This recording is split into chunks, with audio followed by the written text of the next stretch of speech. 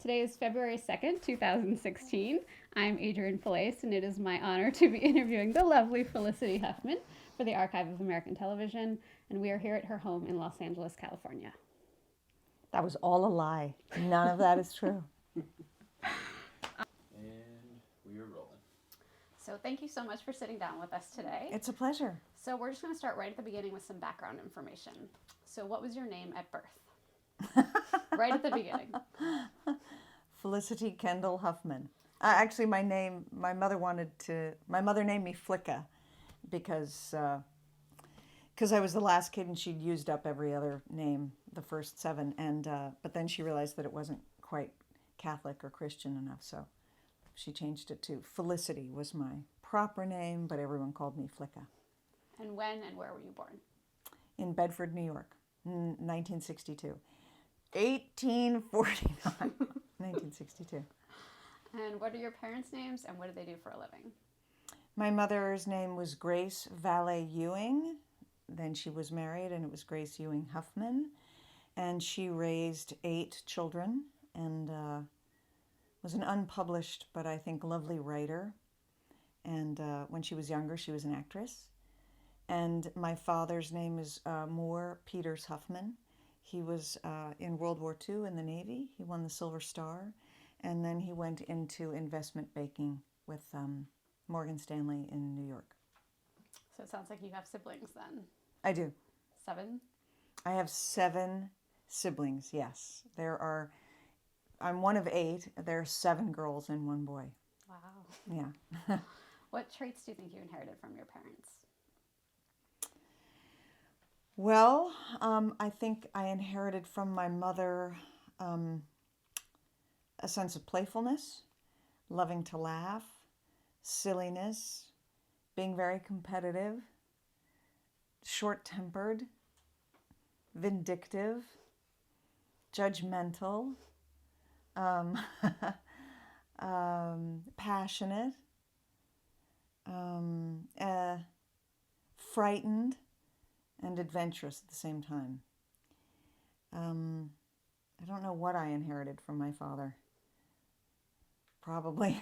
I don't think I think it all came from my mom. Did you ever see her perform? You said she was an actress.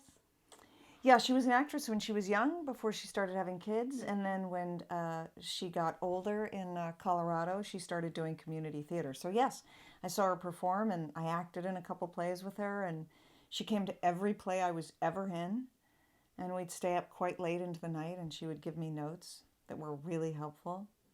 And she was my biggest supporter. So what were some of your interests when you were little?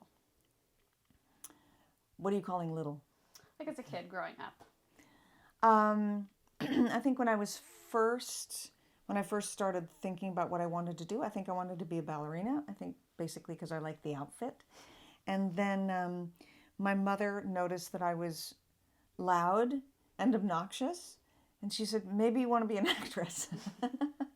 And I said, oh, okay. And so she sent me to an acting camp when I was about 11. And boy, that was it. Once I saw, it was the community. It wasn't, I think I was in the chorus all summer. But once I saw the community of the theater and the kind of people were in the theater, and it's a great home for the disenfranchised, the theater. Sort of, if you have an inkling, everyone fits. If you have a predisposition for it, you fit in because they accept you. And all these cool kids were older than I was, and at the camp, they were jitterbugging and smoking cigarettes and talking about art, and I went, oh, I'm in. So I think I fell in love with the group before the actual activity or art of it. So did you continue to do plays throughout high school? Yeah, I did.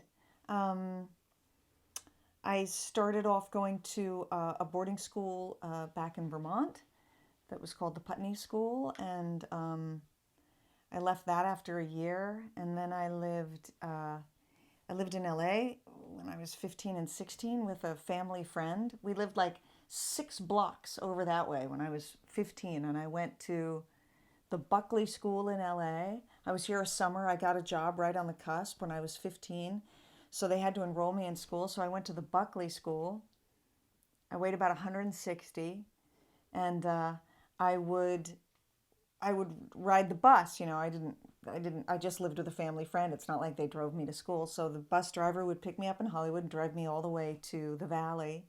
And this sweet bus driver, this little old lady with dyed red hair, would sit in the bus and tell me, listen, don't worry, ugly girls get married first and it's all going to turn out all right. Don't you worry about the way you look or that you're unpopular. You're going to be just fine. I was like, thanks.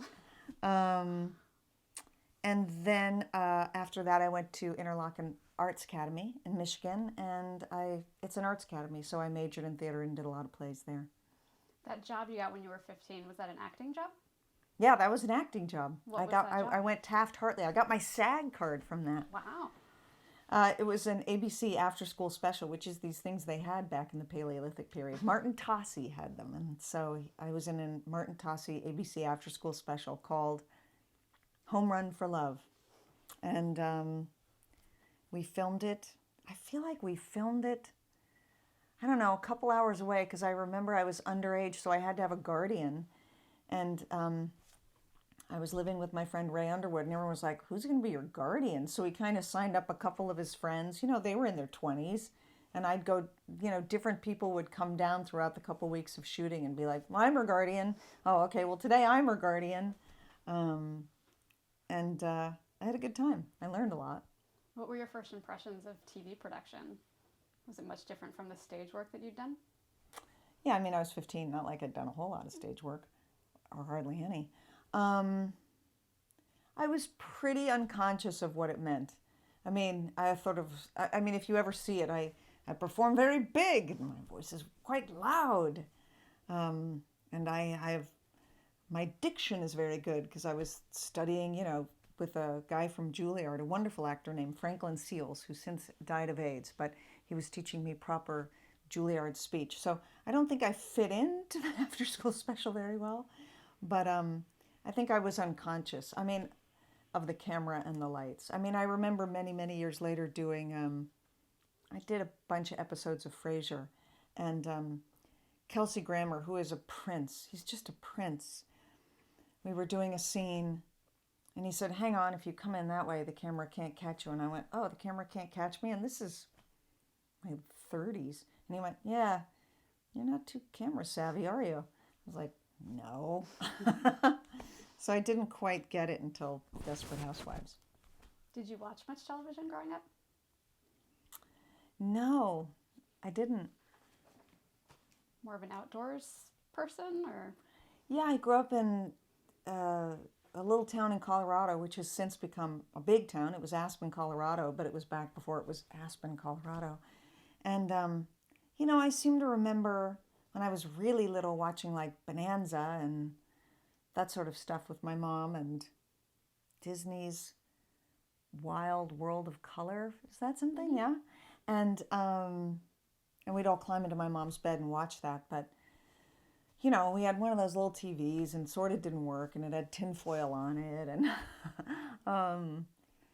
it wasn't a big part of our lives. Movies, I loved movies, but not so much TV. Were there any particular movies that made an impression on you when you were young? Yes, I'm the youngest of 8, so my mom was off doing stuff. So I was raised a lot by my sisters, which I'm really fortunate about. And so they would always take me to movies that they wanted to see, but that weren't exactly appropriate for a 6-year-old or a 5-year-old. And what they always did, which was so annoying, is they would sit me in the front seat in the theater. They'd sit me in the row in front of them, and they'd watch the movie, and then when they thought an inappropriate part was coming up, they'd reach around me and put their hands over my eyes. And I'd be going, stop it, I can't see. So I remember Romeo and Juliet. I didn't see any of the lovemaking scenes, but Olivia Hussey in that, I went, that's what I want to do. That's what I want to do. So that was the one. So let's jump forward a bit to college. Where did you go to college? I went to New York University. And what did you major in? Theater, and I minored in philosophy. Both very useful degrees.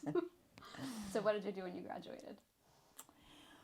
Well, halfway through, I'm a bit of a lemming.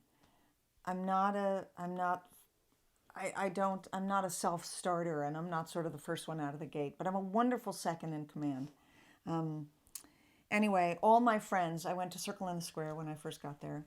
And I think by the first summer, all my friends went away to study with this playwright who I didn't know about, but they came back completely jazzed.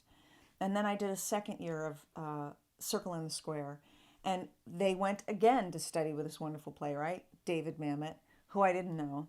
But by that point, they were going, "You have to come. He's going to start a studio. You have to come. You have to be a part of this studio." And I went, "Okay." So I got back after the second summer vacation, and I went in to interview to change studios. And there was this guy who I didn't know named Bill Macy with the Lacoste shirt and the collar turned up and sort of blonde hair. And I was ready with all my acting questions and why I liked acting. And I'd just gotten back from traveling around Europe with a boyfriend. And all he wanted to do was talk about Europe, where we went and what kind of food we ate. So I talked to him about that, and he let me in. Thanks, Bill. And I started going to the Practical Aesthetics Workshop, which is now the Atlantic Theater Company School. And that group of people from that class, we studied with David Mamet and William H. Macy, who was like a god and had this, he was really cool and really funny and really smart, and David was brilliant and really empowering.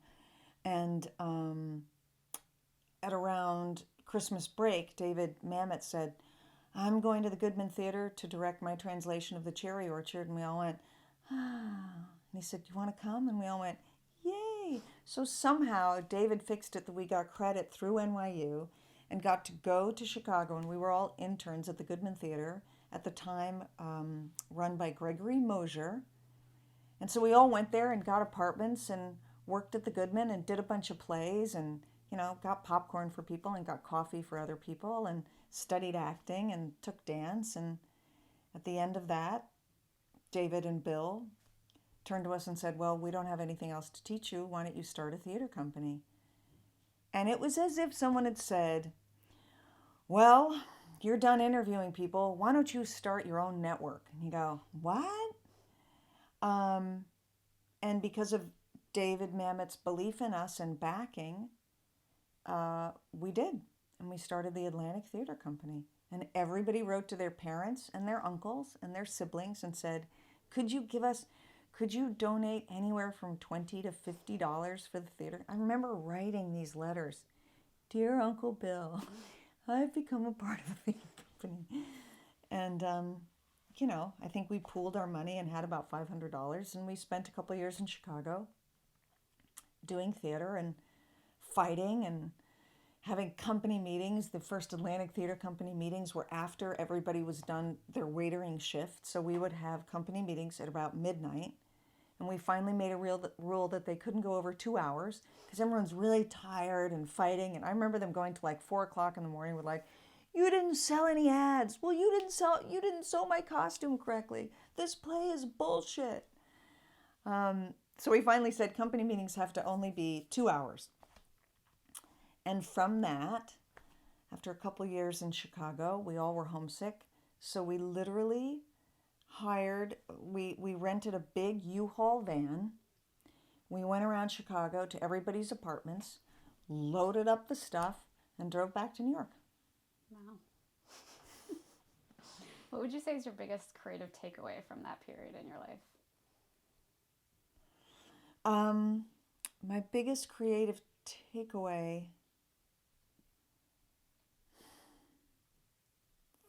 I guess I would say, attach yourself to people who are more intelligent and more talented than you.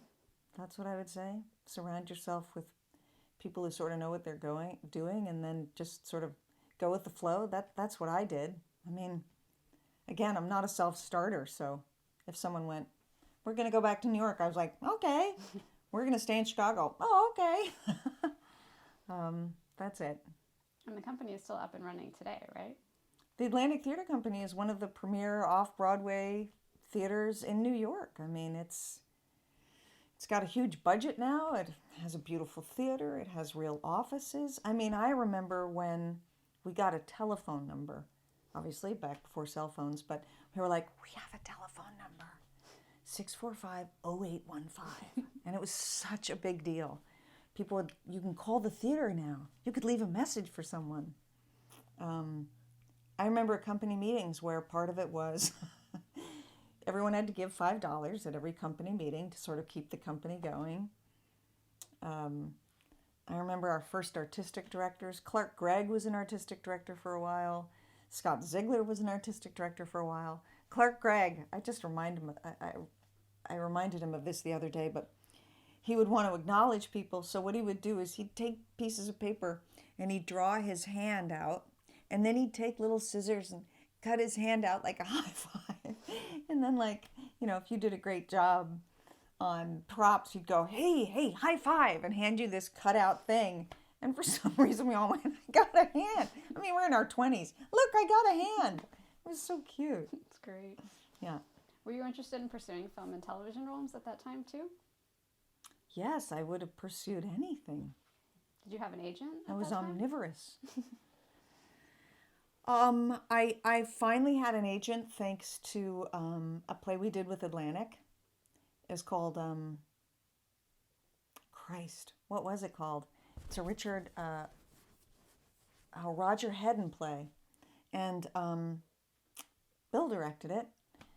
And I think this is after we were going out. My Bill Macy. So I got a role in it. So the casting couch is alive and well. And a wonderful agent, Bill's agent at the time. Basically, I owe my career to David Mamet and Bill Macy, one of whom I admire, the other I married.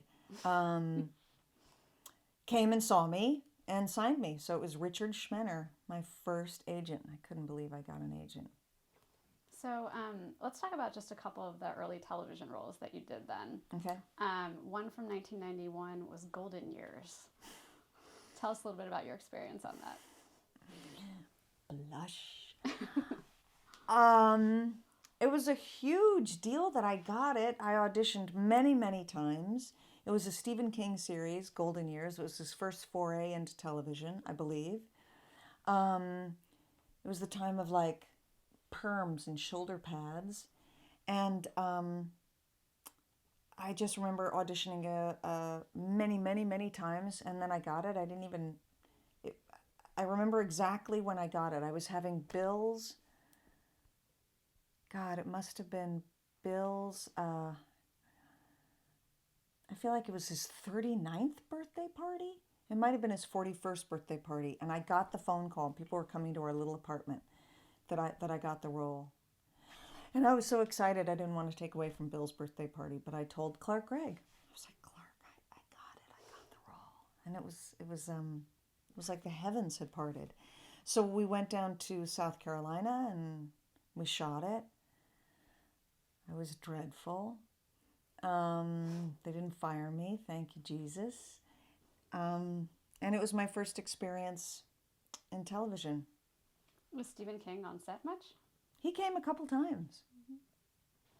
Very cool. Were you still based out of New York during those days then? Yep, I had an apartment on 42nd Street, still based in New York. That was really my first. That was my first, big break, and it was a big break. It was huge. You did some guest spots on episodic television as well. You did an episode of The X-Files in 1993. Yes. Anything come to mind about that experience? Sure. This is what I learned from The X-Files. One, to stay away from craft service. Because I went from New York, and I don't know why I didn't experience on Golden Years. Maybe I was just too nervous or too out of it. But they had this unbelievable craft service, where they have muffins and coffee, and it's all free. And I was going, there's free food all day long. And I went to Vancouver, because that's where we were shooting it, in one pair of black jeans. And then for some reason we shot for a really long time. I was there for like 2 weeks. And I left and I couldn't fit into the same pair of black jeans. And that's when I went, I don't think craft service and actresses were meant to go together. I just couldn't get over that it was all free. I'd be like, I'm taking this bag of granola home, and I'm going to take these muffins, and they're always bringing stuff in Canada in particular. They're always bringing food onto the set like every 2.5 hours. So I was kind of going, sure, I'll have that sandwich. Yeah, I want that pudding. Yeah, I'd love a frozen yogurt. Um, what else did I learn? I never laughed so much. Xander Berkeley, the wonderful actor, was in that. He and David Duchovny, for some reason, I could not stop laughing. I don't think I took any of that seriously, and it was freezing. But I had a great time on that shoot. Oh my God, we stayed at a fancy hotel. That was the other thing. It was like this fantastic hotel where Xander was said, you can ask the concierge for anything. And I went, what do you mean? He said, you can call down and ask for anything. Watch. He picked up the phone and he went, I forgot my toothbrush and the kind of toothpaste I like.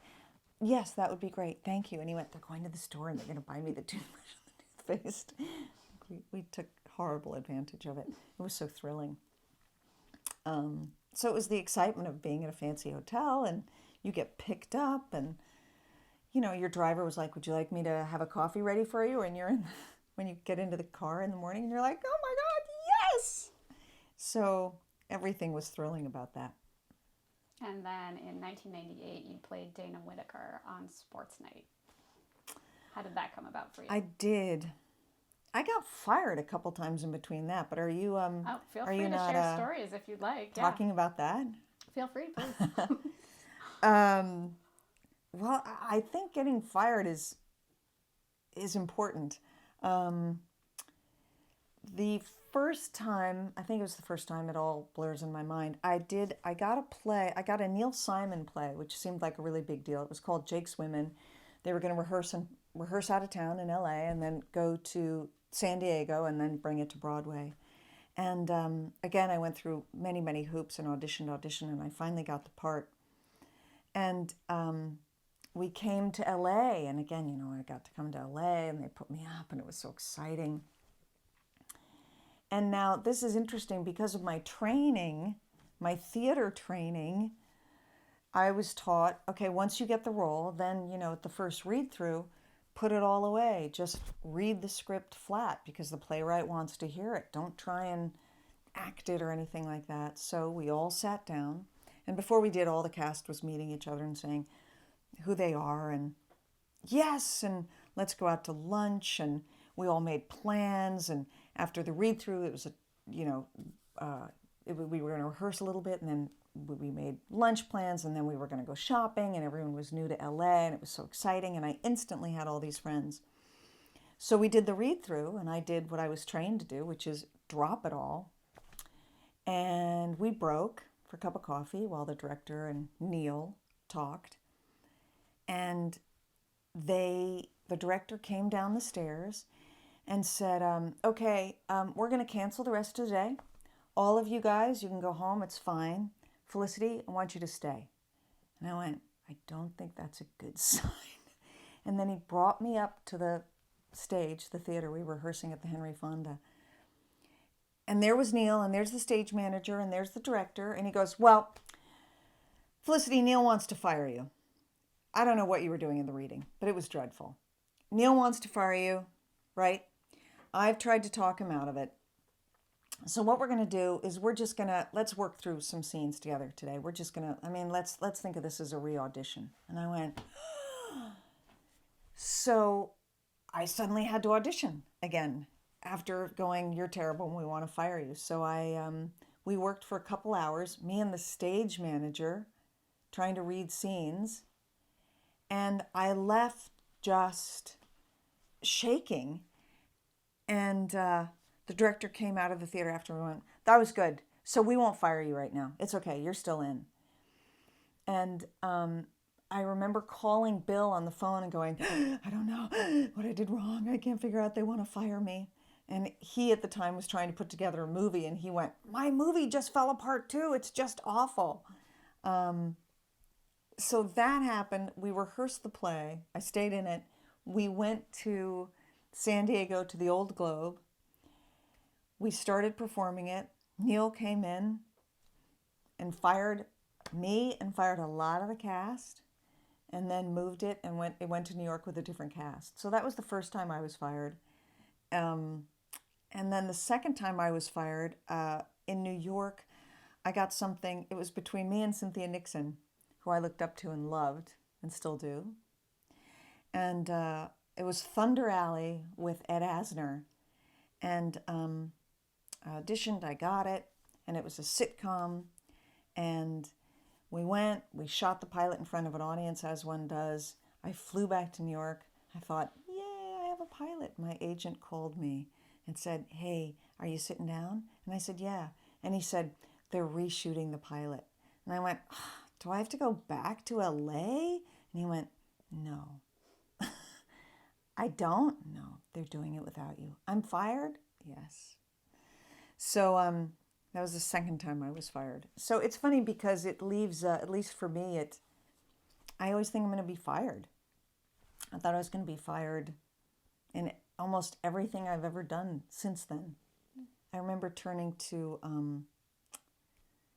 in Frasier, I turned to David Hyde Pierce. I think it was about the second or third episode, and I went, it's okay, you can tell me they're going to fire me, right? And he went, I don't think so. I haven't heard anything. And I went, it's okay. I mean, if you hear it, it's okay. But I know they're going to fire me. It's all right. So I don't know. It leaves a scar where you're always going, it's like, I guess when I don't know, some disaster happens and you go, oh yeah, those disasters can happen and they probably will happen this time. So does that in turn make the successes that much sweeter when Sports Night stuck? You got the series? I didn't get fired. Yeah. No, actually, being fired doesn't make the success that much sweeter. It makes it that much more tenuous. You go, oh, well, they like me now, but they could fire me at any time. But I think for some reason doing theater makes it that much sweeter, and not working for long periods makes it sweeter.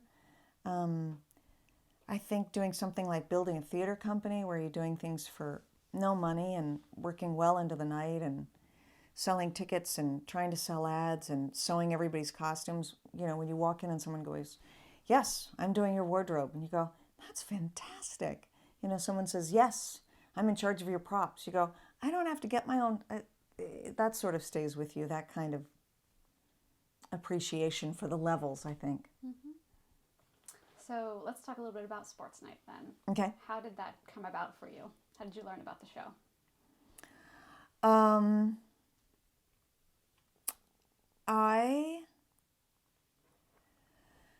I said this once. I said, I really owe my career to David Mamet, who put me in plays, and then Aaron Sorkin, who came to see those plays and put me in his television show. So I'd known Aaron because he did A Few Good Men, and Clark Gregg was in that, who's a member of the Atlantic Theater Company, and I knew a bunch of other actors in A Few Good Men. And, Aaron was the wunderkind of Broadway, this young, handsome, erudite, charming playwright. Everyone had a crush on him. Everyone wanted to sleep with him. And so I knew him sort of socially, and then he came to see me in a couple plays. In particular, I believe he saw a play that David rewrote called Dangerous Corner that we did at Atlantic. And then, Clark Gregg again said there's this great script, it's called Sports Night, it's by Aaron. And when you get a great, when there's a good pilot script, I assume the same thing happens in movies, but I'm not really in the movie world. The drumbeat goes out in town and you can tell what the hot pilots are, and this was one of them. And so I called my agents at the time and said, could I get an audition? Could I get an audition? They went, I don't know. And I said, I kind of know Aaron, maybe I could get in. Could I please get in? And I think Clark actually called Aaron to ask if I could come in and audition. And I remember I went and bought a dress, and I remember that first audition. I remember the first audition with a casting agent, and then I went to another audition where Tommy Schlamme, whom I adore and just puts a smile on my face, Tommy Schlamme and Aaron were both there. And then I went through a series of auditions, and then we went to we went to Network. Back then, you went to Network in a room full of people. I don't know if they still do that now, but you're in a room full of 6 to 8 other girls who look exactly like you, except they're better looking and thinner, and their resumes are a lot longer than yours. and you wait there while one by one you go into the room. And the other thing that happened was my friend Kristen Johnston, who's a member of Atlantic, at that time was having these amazing game parties in LA where we'd play running charades. And we'd play till 3 o'clock in the morning. It was fantastic. And I met this beautiful young woman there who everyone was like, you know who that is, don't you? And I said, no. And they were like, that's Jamie Tarsis. She basically runs ABC. So when I went into network, I was like, hi, nice to meet you. Hey, Jamie. I just remember a thing of exhaling because I knew someone in the room. Not that she had any skin in the game to cast me. And I auditioned. So what did you like about that script and Aaron Sorkin's writing? Gosh, what's not to like about Aaron Sorkin's writing? I love many things that Aaron does. I love his dialogue. I love that just when he's going down it looks like it's going to be funny, then he does a 180-degree turn, and it's suddenly heartfelt or heart-wrenching. I love that he tells deep, important stories about society and humankind, but he never preaches. I thought he was so funny. I thought Sports Night broke the mold. I thought that was going to be the future of TV, and I think it was just too soon for its time. People weren't ready for it, and I think they kept going, it's got to be a sitcom, and I went, it's better than a sitcom. After a while they took out the audience, they took out the laugh track, and that was really brave, but I don't think at that point they could sustain it. It was just too new. And Aaron came in and he had a great staff of writers, and yet it all went through. Aaron wrote really every script, or took a script and rewrote it. So what's not to like about Aaron's writing? And I love the way he writes women. I think it's how he likes women. They're incredibly strong and complicated and somewhat mercurial and passionate. So you can see how much he loves women by the characters in his TV shows and in his movies. You had mentioned Tommy Schlamme makes you smile. What is it about Tommy that makes you smile? Oh, Tommy. I would hold a spear for Tommy Schlamme. He's just a wonderful director, and he's a wonderful leader. And, Aaron came into that Sports Night thing being a neophyte. He hadn't really done TV, and Tommy was a seasoned director, and so he was kind of ushering everyone in. And he was a wonderful leader and created a great sense of team. And he's one of the few directors that can actually make your performance better and fix what you're doing. And when I was young, I thought every director was that. You're young and you're going, I'll do my part, and then the director will come in and make me better. And that happens so rarely because they're busy doing other things. That's not their job. But Tommy really can come in and make you a better actor and make you give a better performance. So tell us a little about production on Sports Night. Where did it shoot? It shot at Disney. It was that wonderful sitcom kind of thing where you'd be 3 weeks on and 1 week off.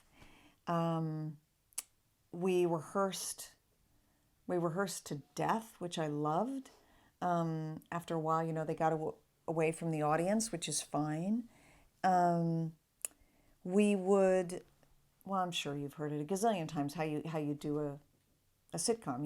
You come in one day and read through it, and then you block it, and then by the time you get into rehearsals and actually shooting it, and particularly when we moved away from a studio audience, I remember many, many times, more often than not, working until 6 or 7 o'clock in the morning, Saturday morning. So you'd come home. So they were long, long hours. And, it was with the wonderful Peter Krause and Josh Charles and Josh Molina, Robert Guillaume, who I remember from the audition process. I walked out of one of the auditions and there was Robert Guillaume, and I went, oh, sir, I love your work. I love your work. And he said, thank you very much. And I said, I think I just did a shitty audition, but I'd love to be in this with you. He said, well, maybe you will be, maybe you will be. So it was a wonderful cast who was really devoted and wanted to do it, wanted to do justice, wanted to do it justice. Now, Robert Guillaume actually had a stroke during the series run. Did Yeah, that I happen when you guys were in production? It did. I remember we were waiting around on set, and I think Tommy came down and said, something's happened to Robert. And we all said, what? And they said, he drove to the wrong place because we were waiting for him to start rehearsal. He drove to the wrong place. And everyone went, that's weird that he just drove to the wrong place. And then later on, they said, he's had a stroke, but it's not serious. And then it was later that we went, oh, it really is serious. And immediately Aaron Sorkin was committed and determined to bringing him back. And indeed he did. And there he was, back. What was that like for you guys when he came back? The beginning of season 2, I think, was his first episode back.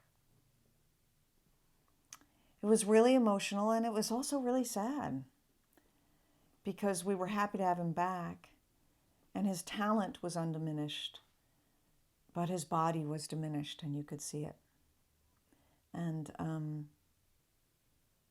it's sad, you know, our mortality is sad. But I think on the whole, we were just, of course, happy to have him back and willing to do anything to make it work. So let's talk a little bit about your character, Dana Whitaker. How would you describe Dana?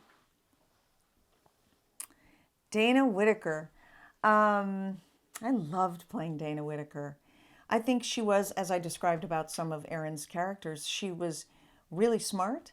She's a bit neurotic, high-strung, type A personality. She's winning in a man's world. She's, I think there were times when she was, she took your breath away by how vulnerable she was. You know, she'd be determined, and then turn out and go, you know, am I too harsh? Am I being too this? So I think there was a lot of self-doubt, quite a bit of self-loathing, which seems to be a hallmark of some interesting people. Very quick-witted, thanks to Erin. Very funny, passionate. I loved playing her. Did you base her on anyone? No. Did you ever disagree with anything in the scripts for her? It was really hard for me when, you know, Dana and Casey were going to get together. They were going to get together. And I was like, yes, just get together. And then Erin did this weird, like, I remember it when I said, you know, we finally got together and I went, okay, we can't date.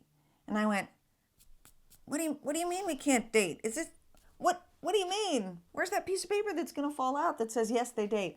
That was really hard. And I found it, as an actor, unsatisfying. Not because, you know, I just didn't get to make out with, you know, Peter Krause, but because I feel like it needed some culmination. Now, what do I know? I'm not the storyteller that Erin is, and I know that, you know, once you keep two people apart, you keep them apart, and then once they're together, the story's over. But I wish there could have been another way to go so that they could be together and then go on. That was something. There was the great moment where they kissed, though, in that season 2 premiere. Tell us a little bit about when you got the script for that and then filming that. I don't remember getting the script for that, but I do remember filming it so well. It was in their office, and I remember the backdrop of the city behind it. And I remember I didn't know what St. Swithin's Day was. What are you waiting for, St. Swithin's Day? And I certainly remember kissing Peter Krause because he is a great kisser. And I was like going, we should rehearse that a few more times. I don't think we quite got that one. Maybe I should kiss him this way or maybe this way. And I remember it was thrilling. Yeah. So how did you learn that the show had been canceled?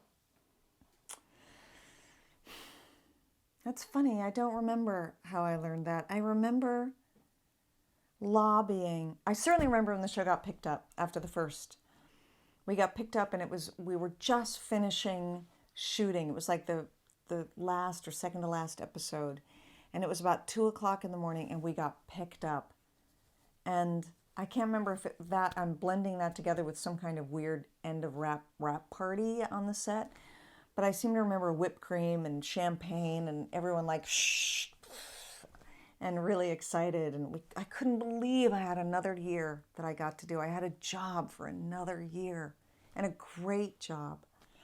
I don't remember when it was canceled. I do remember being on the phone with some of the execs going, come on, pick us up, come on, pick us up. And I do remember being on the phone with Aaron going, could you please keep going? Could we take it to another network? Could you please keep going? And understandably, he and Tommy had moved on to West Wing. And I don't think they had the energy to put up the fight, to try and get a new home for Sports Night. But it was very sad. I was sad to see that go. I was also 4 months pregnant with my first kid. So, I had other fish to fry. You said it may have been a little bit ahead of its time. Do you think it could have made it on television today? Oh, totally. I mean, what are there, 470 scripted shows on television right now? It runs the gamut from Scandal to Modern Family to, God, I mean, there's a wide arc of genres, and I think there's appetite out there for all kinds of product. So yes, I think absolutely. I mean, written by Aaron Sorkin? Yeah. It was funny, it was heartfelt, it was quick, it was great. Tell us a little bit about filming the finale. What was that like for you?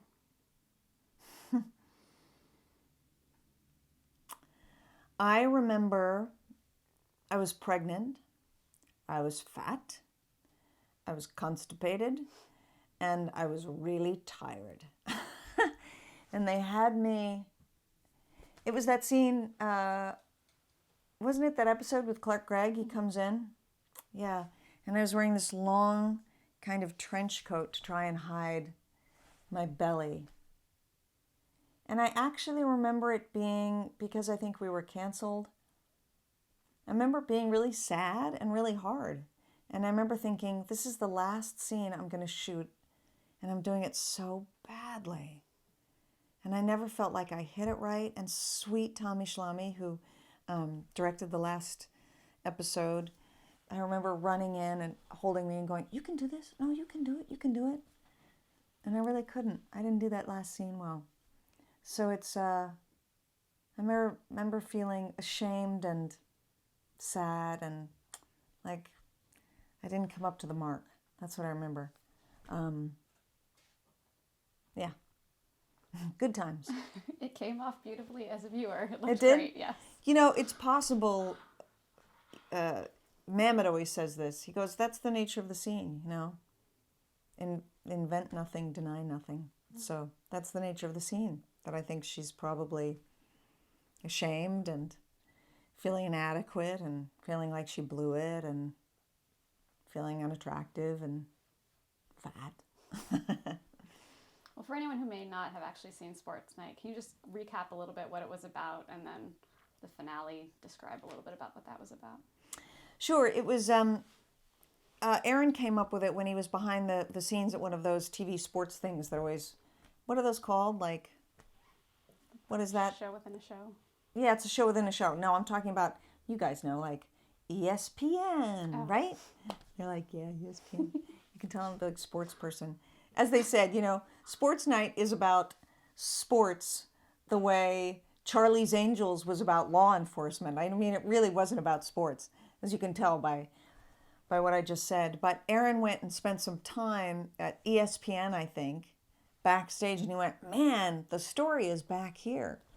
So he wrote it about two sports anchors, two sports writers, played by Josh Charles and Peter Krause, and the network behind them, and their producer played by me, and the head of it played by Robert Guillaume, and all the people that sort of inhabit putting on every day a sports show. And it was a half hour, and it was a comedy, but with really heartfelt and deep tones and thrums of true humanity and drama, and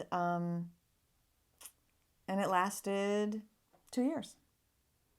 And the Is that finale- enough? Yeah, that's great.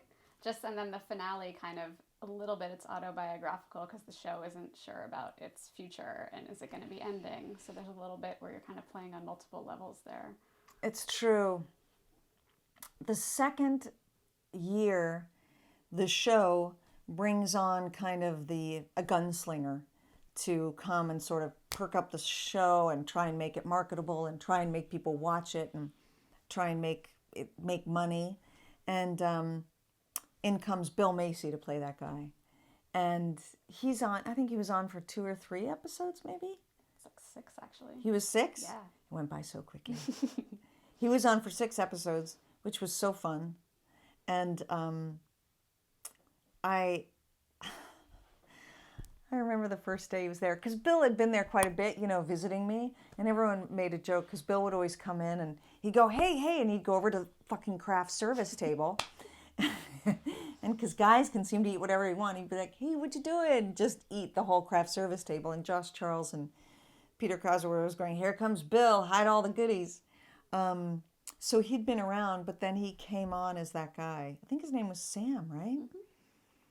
Mm-hmm. And he and Dana had a real thing for each other.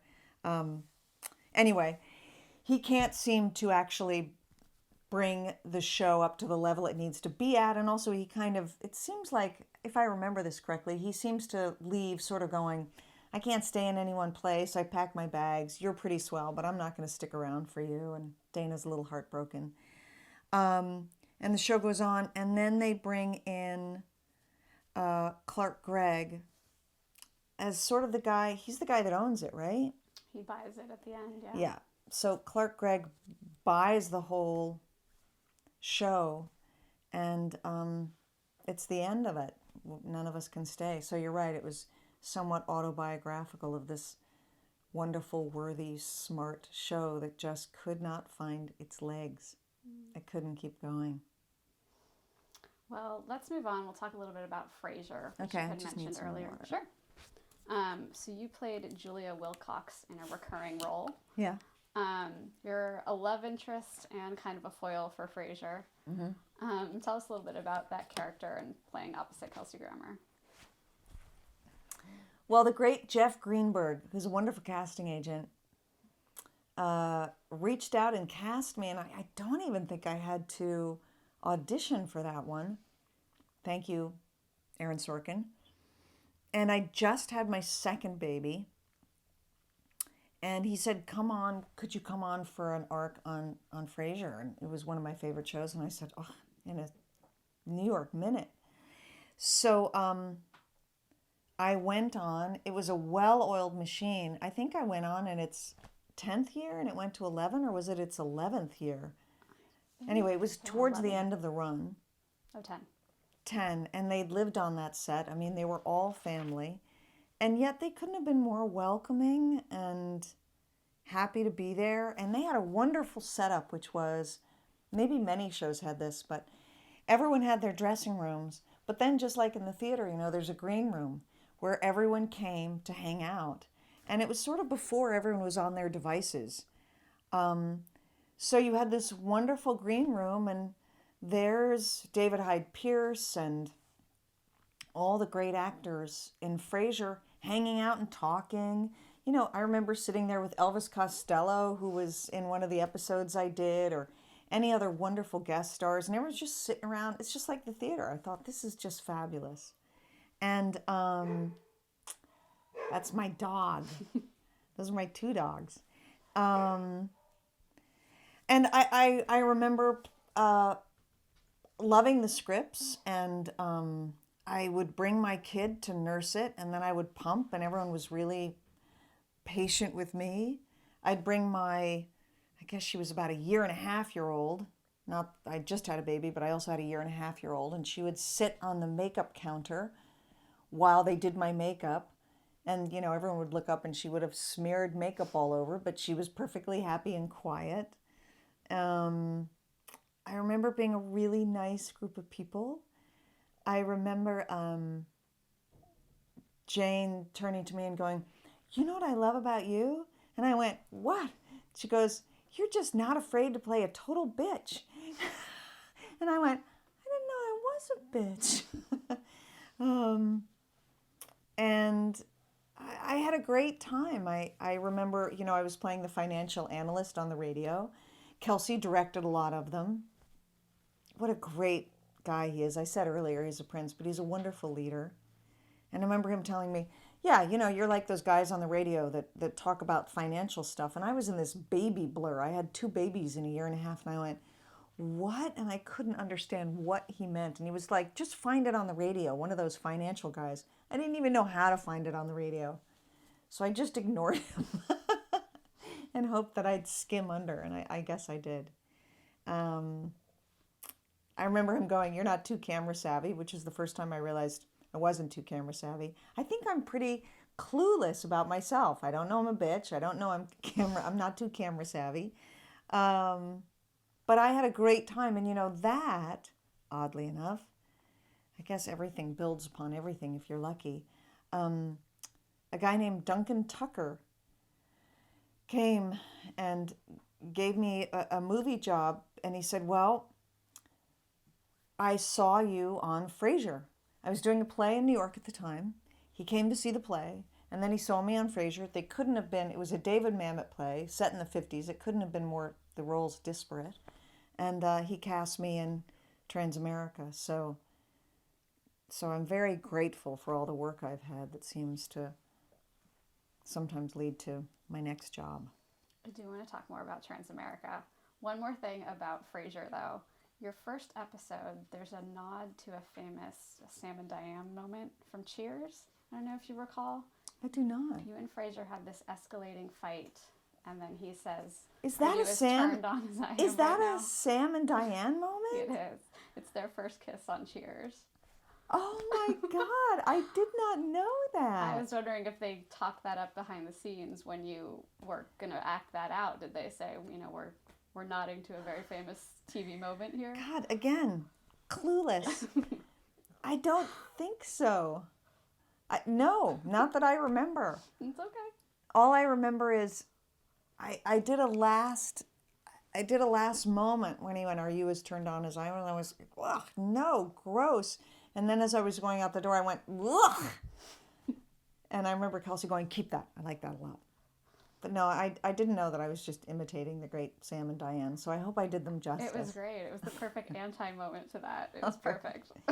So wait, in the Sam and Diane moment, was it her going ugh or was it him? They kiss. No, they Yeah. have this amazing, And who goes, passionate "Ugh"? kiss. There's no ugh. Yeah, like Sam goes, "Are you as turned on as I am right now?" And she says yes. And they have this amazing first kiss. So you guys, So it's a you guys do counter the to that. opposite. Mm-hmm. Ah, nope. Nope. Let's see how many other things I don't know about as we go through this interview. It's all good. My stupidest interview was today. Okay. No.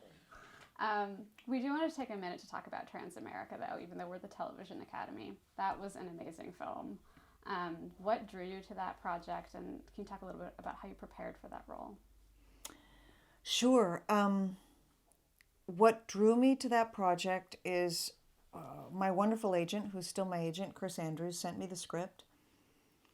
And I looked at it and went, oh, yeah, I'm a woman playing a man, becoming a woman. Yeah, I don't even know how to do that.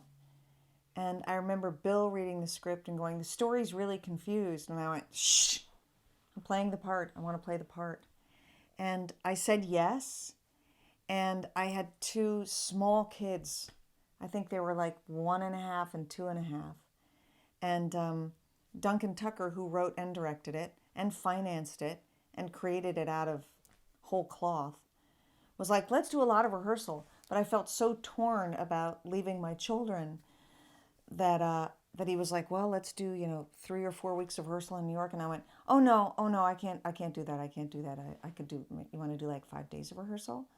And I remember him calling me and going, don't you want to rehearse? But it was that mommy guilt of kind of going, I can't do that. But I did start preparing right away. So, I read every book I could find. There's a couple wonderful documentaries about it. And then I started to go online and I found two wonderful women named Calpurnia Adams and Andrea James. And they helped me. They're both transgendered and they helped me a great deal. Andrea James helps find your female voice for MTFs, male to female. And so I started working with them on the voice. I went to transgendered conventions in San Jose. I learned a lot. I started working with a woman who helps to sort of coach male to female on unspoken social cues that women do that we don't even realize they're doing and men do not do, that we're completely unconscious of. But for many people, they don't have the support or the finances to actually make the transition when they're younger. So you have 50-year-old men who go, finally I'm going to be who I really want to be, but they've been men all their lives and presenting as men and dealing in the world as men. So you kind of have to go, women talk differently and women hold themselves differently. And so I worked with that coach for quite a bit. And then that went on for weeks and weeks here in LA. I remember I called my friend Sarah Paulson and I said, I gotta find this voice. She said, I'm coming over right now. So we worked in my kitchen. I was like, what about this? And I do a voice. She was like, no. I said, what about this? And the whole day was like, no, no, no, no. And I couldn't find the voice. And I finally went to New York. I think we did 3 weeks of rehearsal with a lot of mommy guilt. And I worked with a wonderful woman named Katie Bull, who still works in New York. And I've worked with her on a bunch of projects since then. And she was the first person who said, hang on, what's internally going on? And I said, oh, well, I think what's internally going on is, alienation from self and loneliness and shame and self-loathing and courage. And she said, okay, well, let's find that in the voice. And I would say within 3 or 4 days of working with her, we found a way to get down there, and that became my very early morning warm up, and I would have to drop into it and stay into that voice all day. And it was a down and dirty shoot. I mean, I think Duncan did it for like $750,000. It was before the Red camera. We did it on location. We worked in his parents' house in Arizona.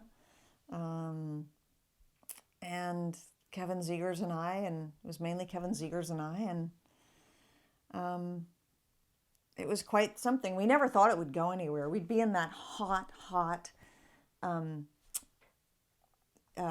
car, station wagon, which had no air conditioning, and we took it through Arizona and stuff like that. And we had the walkie-talkie in between us because a lot of driving shots with them in the car behind. And we'd put our hands over the walkie-talkie and go, nobody's ever going to see this. We'd go, I know, no one's ever going to see it. But I thought it was a great acting exercise. People indeed saw it, though. You won the Golden Globe that year. I did. And you were nominated for an Academy Award. I know, isn't that swell? How cool is that? And what did those honors mean to you? They mean a lot. I mean, I know, particularly after the last Golden Globes where Ricky Gervais was like, this means nothing. If you cry when you get up here, you're an asshole. But I felt like I was so, when you're an actor, you dream of like, maybe someday I'll be nominated for an Academy Award. And then you get the stuffing knocked out of you a bunch and you don't work for years on end and you go, maybe someday I'll have a job. Maybe someday I'll get paid for acting. And you lower your sights, and appropriately so. 5% of our union makes a living wage. So on the morning that I got the call of the Academy Award, I was flying. It was sort of like I was in this alternate universe where your dreams come true. And the Golden Globe too. And it meant something to me because I was proud of my work. So maybe it's stupid. I guess it means something if you win. And if you don't win, it doesn't mean anything. Let's take a short break and then we'll talk about Desperate Housewives. Okay, great. Thanks. I'm going to grab something to eat. Is that okay? Perfect. Yeah.